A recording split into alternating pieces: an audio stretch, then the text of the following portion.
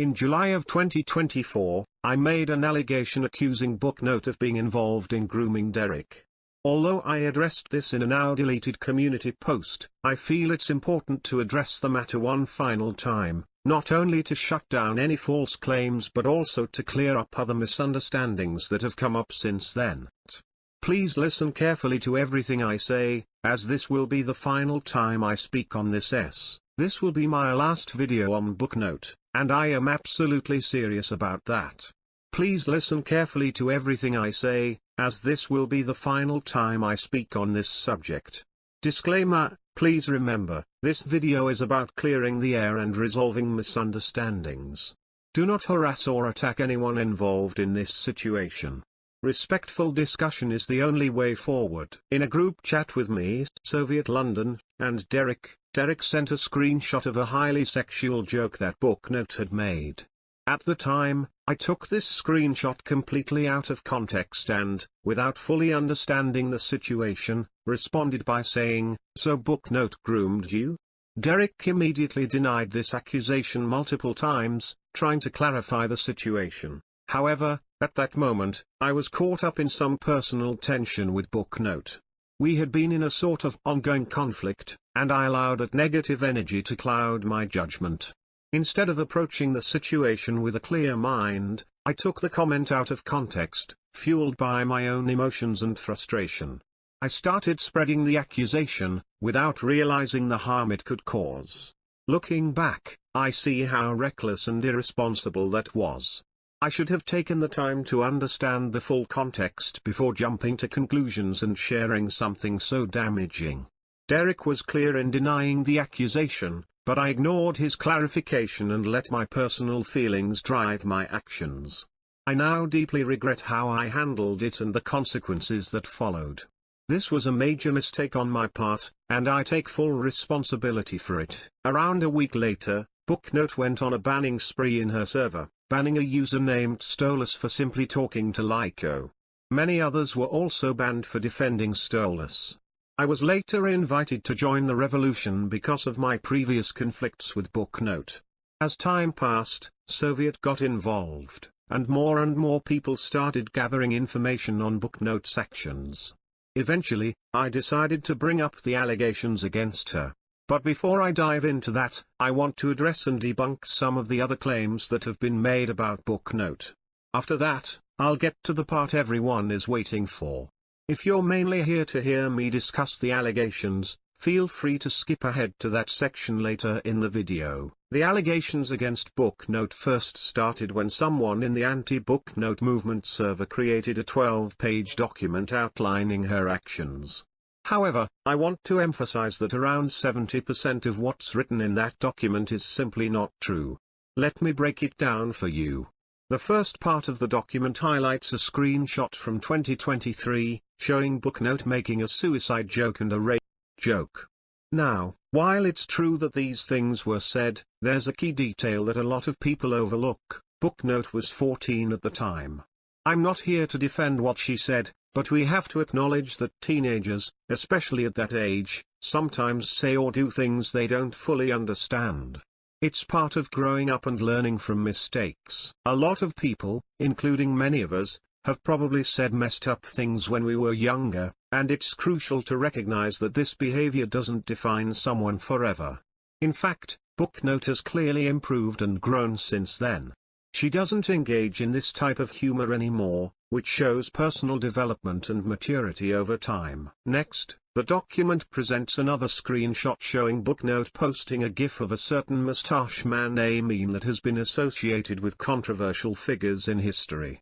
The person who created the document claims this gif was sent by BookNote. However, there's a major issue with this claim. The screenshot was taken the day the document was created. The person who made the document was someone who was actively hated by BookNote at the time, so why would she send a provocative, edgy gif to one of the people trying to expose her? It just doesn't make sense. Moreover, if you closely examine the grammar in the screenshot, it's clear that it doesn't match the way BookNote typically types. Her usual style of writing is different, and this indicates that the joke in question wasn't actually made by her. In fact, The entire situation screams of someone trying to fabricate evidence in order to make BookNote look bad. When we put all these pieces together, it becomes clear that many of the allegations against BookNote are based on misinterpretations, outdated behavior, and deliberate attempts to twist the truth. While she may have made mistakes in the past, the evidence provided by these accusers doesn't hold up under scrutiny, and it's important to recognize the difference between someone's past actions and the person they are today. The next part of the document addresses an allegation that BookNote has a feet fetish and presents what the creator claims is solid proof that it was indeed her. However, there are some key issues that need to be addressed here. Firstly, the screenshot provided is from over 6 months ago, which raises an important question. If the person involved was truly uncomfortable with BookNote's behavior, why didn't they speak up at the time? Why wait until now to bring it up? If someone feels uncomfortable, the natural response would be to say stop or make it clear that they're not okay with the situation. The fact that the person didn't speak up at all in the moment casts doubt on the claim that they were deeply troubled by the interaction. Now, again, I'm not defending what BookNote did.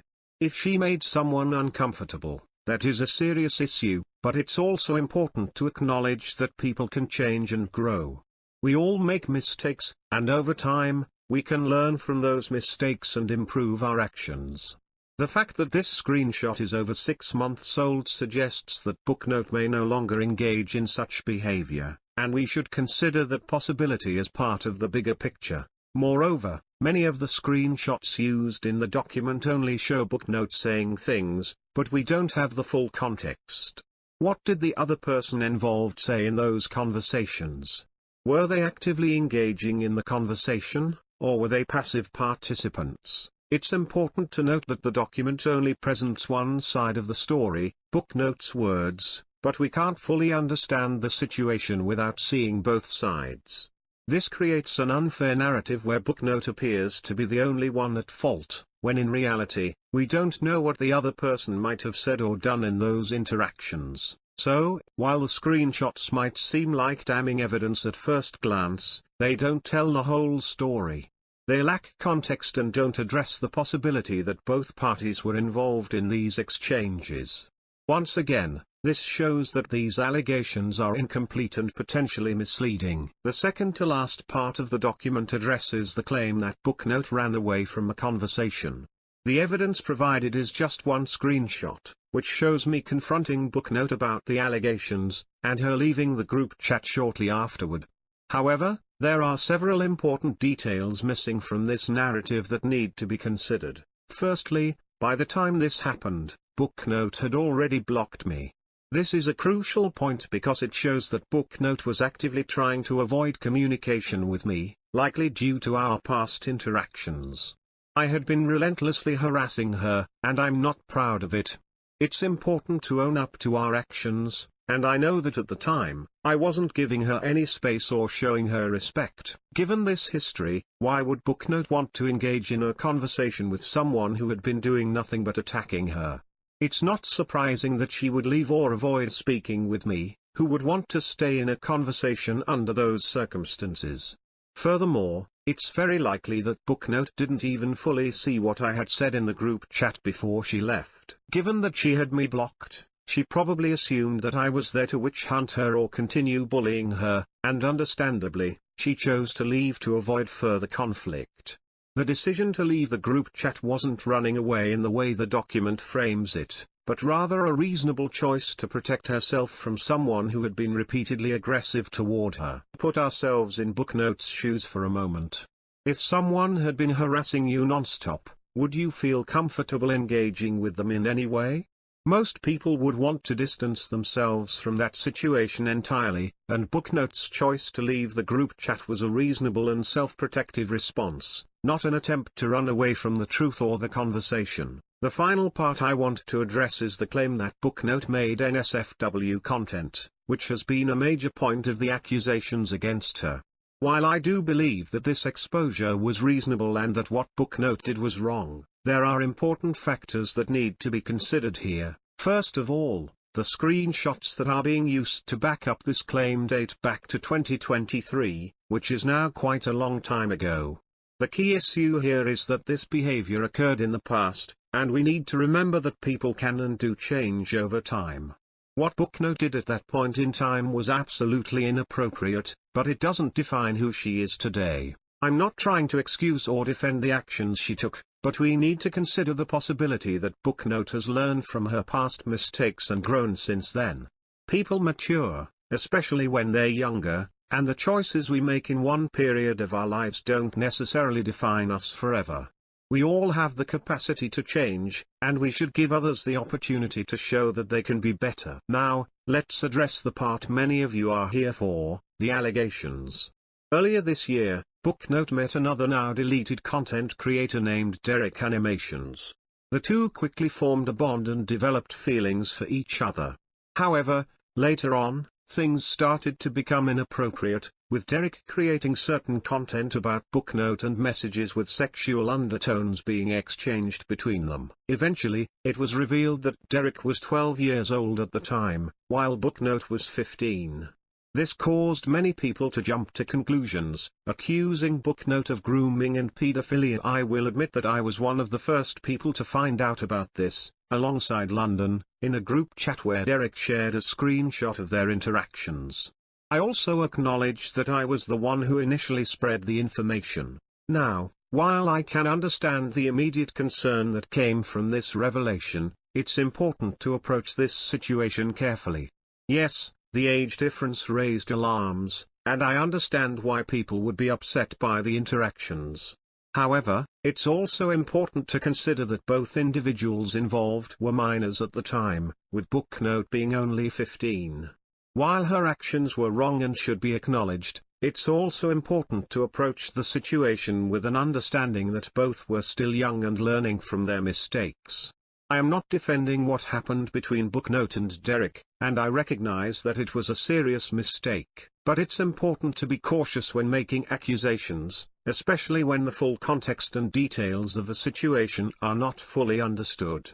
The terms often used in this situation, such as grooming, are very serious and should not be thrown around without a clear understanding of the circumstances. The first significant point is that Derek repeatedly misrepresented his age, claiming to be 13 years old during his interactions with BookNote. Age misrepresentation is an important factor in online relationships, particularly when individuals are young and vulnerable. It is critical to establish that misrepresenting one's age can lead to confusion, misunderstandings, and often manipulative situations. However, the fact that Derek lied about his age does not automatically make this situation one of predatory grooming. Instead, it highlights a pattern of dishonesty that could have led to uncomfortable and inappropriate exchanges. A key factor in understanding the dynamic between Derek and BookNote is the nature of their communication. While BookNote did not always initiate the conversations, many of the exchanges were started by Derek. This suggests that Derek was actively engaging and pushing the conversation forward, rather than it being completely led by BookNote. That said, the fact that both parties participated in these conversations does complicate the narrative. While this does not justify any inappropriate behavior, it does show that the situation was more complex than a simple victim-perpetrator dynamic. One of the most concerning aspects of this interaction is the manipulation and coercion exhibited by Derek. Screenshots and messages show Derek repeatedly pressuring BookNote into engaging in inappropriate activities, including attempts to get explicit material or engage in sexual conversations without consent. This is clearly a violation of boundaries and should not be overlooked.